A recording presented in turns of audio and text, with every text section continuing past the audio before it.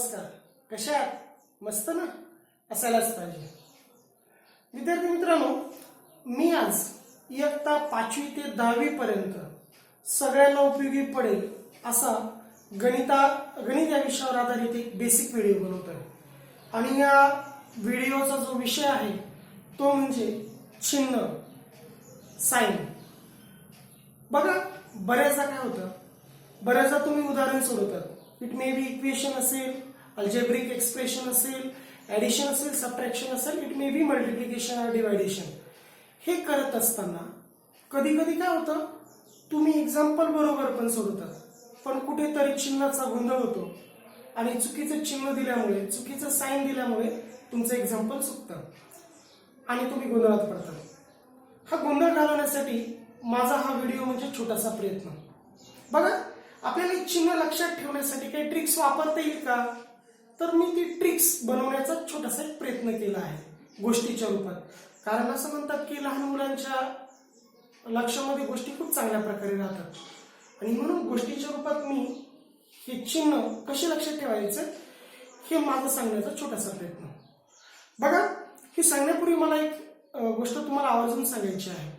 बघा, जेव्हा दोन भाऊ असतात, एक मोठा असतो, एक छोटा असतो, त्यांचे विचार जर सारखे असतील, दोन भावांचे विचार सारखे असतील, तर ते भाऊ कायम एकत्र राहतात, एकत्र कुटुंब पद्धतीत राहतात. ही सर्वश्रुत गोष्ट आहे. आणि जर दोन भाऊ असतील, एक लहान असेल, मोठा असेल, किंवा ते जुळे भाऊ जरी असतील आणि त्यांचे विचार मात्र वेगळे असतील, तरी ते भाऊ एकत्र राहणे अवघडच होऊन बसतं ना. खरं म्हणजे सारखे विचार असायला पाहिजे, विचार मिळणारे असायला हवे. पण आपल्याला हे चिन्ह लक्षात ठेवण्यासाठी एक थोडीशी क्लुप्ती करूया ना. काय म्हणताय? बघू. बघा, हे सांगण्यापूर्वी मला अजून एक महत्वाची गोष्ट सांगायची आहे. कोणतीही संख्या जर आपण लिहिली तर त्या संख्येच्या अवतीभोवती काय असतं ते आपल्याला माहित असायला पाहिजे. मी 7 हा अंक लिहिला आहे. 7 या अंकाच्या पुढे म्हणजे डावीकडे कुठलंच चिन्ह नसतं, म्हणजे तिथे जे चिन्ह असतं ते चिन्ह असतं अधिक. त्यानंतर 7च्या छेदस्थानी काहीच अंक नाहीये, म्हणजे तो असतो 1. आणि 7च्या उजव्या बाजूला काहीच चिन्ह नाहीये, म्हणजे तिथे चिन्ह असतो गुणिले चिन्ह. हे कुठल्याही संख्येच्या अवतीभोवती असणारच आणि हे आपल्याला मानावंच लागेल, तरच आपल्याला चिन्ह देताना जरा जो गोंधळ आहे तो आपला कमी होईल. तर बघूया आपण काय बघतोय, काय सांगतोय. बघा, मी 2 संख्या घेतो. मला ही चिन्ह पूर्ण समजवण्यासाठी मी 2 संख्या घेतो आहे. एक मोठी संख्या, एक लहान संख्या. म्हणजे बघा, 7 आणि दुसरी संख्या घेतोय 5. या संख्यांना मी मोठा भाऊ आणि छोटा भाऊ म्हणतो, बरोबर. आता या दोन्ही संख्या याच्यामध्ये अधिक चिन्ह आहे आणि ज्या अर्थी 7ला कुठलंच चिन्ह नाहीये, म्हणजेच त्या अर्थी तो कोणतं चिन्ह आहे? अधिक. बघा, या चिन्हाला मी विचारांची उपमा दिली. हे चिन्ह म्हणजे विचार मांडले.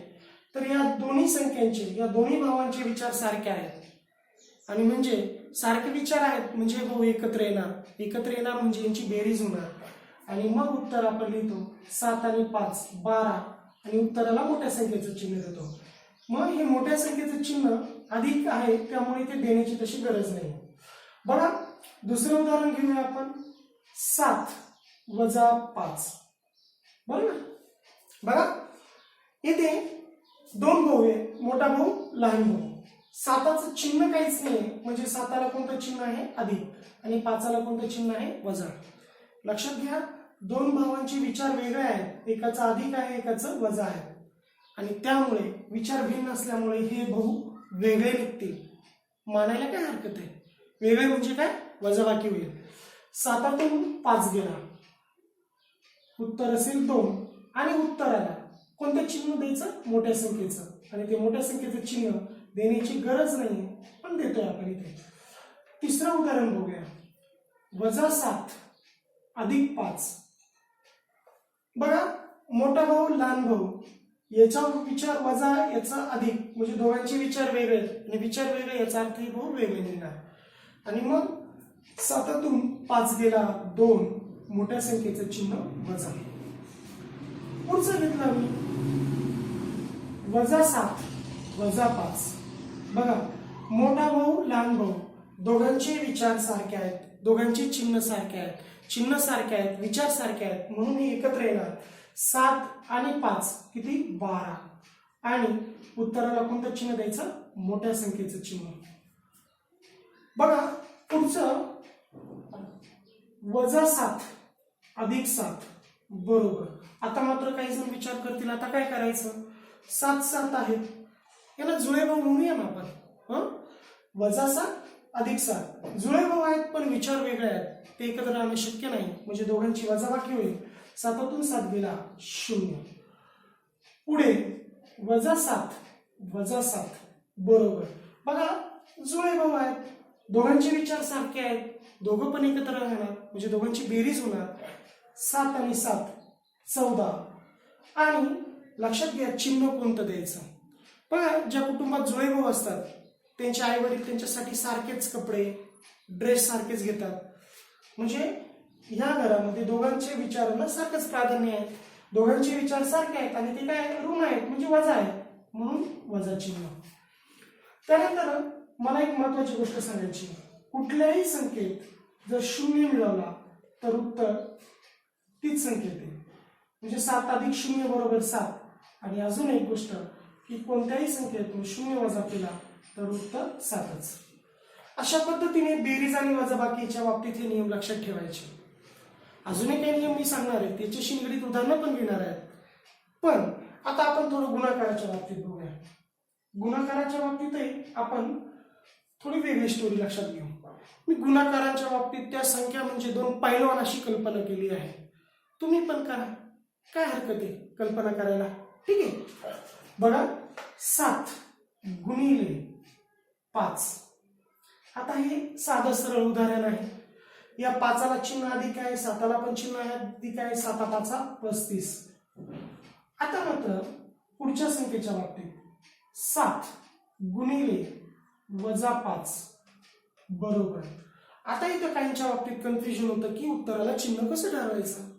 तुम्हाला सांगतो, हे 2 पैलवान गडी आहे, त्यांची मारामारी झाली, कुस्ती झाली, पण ही वजा चिन्ह म्हणजे काठी आहे. ज्याच्याकडे काठी आहे तोच भारी राहील, म्हणजे काय काठी तशीच राहील, म्हणजे वजा चिन्ह तसंच राहील.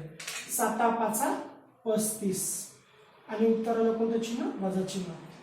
सेम पद्धतीने आपण बघू, -7 गुणिले 5. बघा इथं 7ची आणि 5ची कुस्ती झाली, परंतु 7कडे काठी आहे, उत्तराला वजा चिन्ह. 7 5 35. गुणाकारामध्ये कोणत्याही एका संख्येकडे वजा चिन्ह असेल तर उत्तराला वजा चिन्ह तसंच राहतं. परंतु बघा 12वा नियम, जर -7 गुणिले -5 असेल तर काय होतं? गुणाकारामध्ये दोन्ही संख्यांकडे वजा वजा ऋण ऋण चिन्ह असेल तर ऋण ऋण धन होतं, म्हणजे मायनस मायनस गेट कॅन्सल. 7 5 35. उत्तर फक्त 35 असेल. काही ना शंका असेल, दोन्ही संख्या सारख्या असतील तर -7 गुणिले -7. नियम तोच, गुणाकारात दोन्ही संख्येकडे ऋण ऋण चिन्ह असेल तर गुणाकार झाल्यानंतर ते धन होतं. 7 7 49.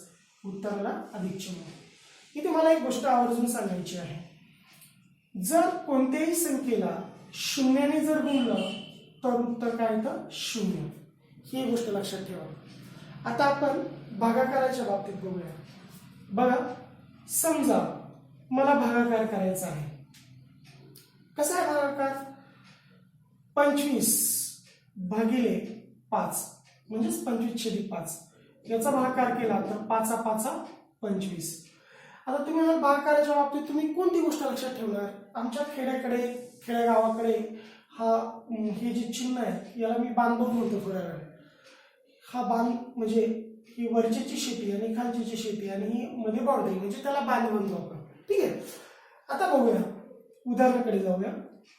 -25 आणि 5 हे नियम काहीसे गुणाकारासारखेच सेम नियम आहे. कुठल्या एका संख्येला वजा चिन्ह असेल तरी उत्तराला वजा चिन्ह.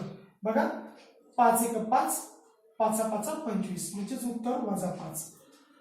काहींना वाटेल छेदस्थानी जर वजा चिन्ह आलं तर काय करायचं, 25/5 तरी उत्तराला चिन्ह येतं 5×5=25 वजाच उत्तर येतं. आणि मात्र दोघांनाही वजा चिन्ह आलं 25/-5 तर भागाकारामध्ये जसं गुणाकारामध्ये आपण बघितलं वजा वजा गेट कॅन्सल होतं तसं भागाकारामध्ये हे दोन्ही कॅन्सल होतील आणि उत्तराला फक्त 5 म्हणजे अधिक चिन्ह राहील. वजा वजा get cancel, minus minus get cancel. आता आपण बघूया जर कोणत्याही संख्येला शून्याला कोणत्याही संख्येने भागलं, इथे मी शून्याला 25 ने भागलं तर उत्तर शून्यच येणार. मात्र 25ला म्हणजे कोणत्याही संख्येला शून्याने भागलं तर उत्तर हे इन्फिनिट येतं म्हणजे अव्याख्येय. याचं उत्तर आपण शोधू शकत नाही. ही एक गोष्ट लक्षात ठेवा. आणि मला वाटतं एवढं जर तुमच्या लक्षात राहिलं तर चिन्हांच्या बाबतीत कोणताच प्रश्न तुमच्या कोणत्याच प्रॉब्लेम तुम्हाला उदाहरण सोडवता येणार नाही याची मला खात्री आहे. बघा एकदा पुन्हा नियम सांगतोय. जर दोन संख्या असतील दोघांनाही धन चिन्ह असेल, धन धन उत्तराला धन धन चिन्ह. जर धन ऋण असेल तर वजाबाकी होईल उत्तराला मोठ्या संख्येचं चिन्ह. विरुद्ध चिन्ह असेल तर वजाबाकी होते. सारखे चिन्ह असेल तर बेरीज होते. मोठ्या संख्येचं चिन्ह उत्तराला द्यायचं. विरुद्ध चिन्ह वजाबाकी होते. मोठ्या संख्येचं चिन्ह. गुणाकाराच्या बाबतीत कोणत्याही एका संख्येकडे ऋण चिन्ह असेल तर उत्तराला ऋण चिन्ह. दोन्ही संख्येकडे ऋण चिन्ह असेल तर उत्तराला धन चिन्ह होतं. तेच नियम भागाकाराच्या बाबतीत. भागाकारामध्ये कुठल्याही एका संख्येकडे ऋण चिन्ह असेल तर उत्तराला ऋण चिन्ह आणि दोन्ही संख्येकडे ऋण चिन्ह असेल तर उत्तराला धन चिन्ह. अशा पद्धतीने हे नियम जर लक्षात ठेवले तर मला वाटतं बरेच प्रॉब्लेम आपले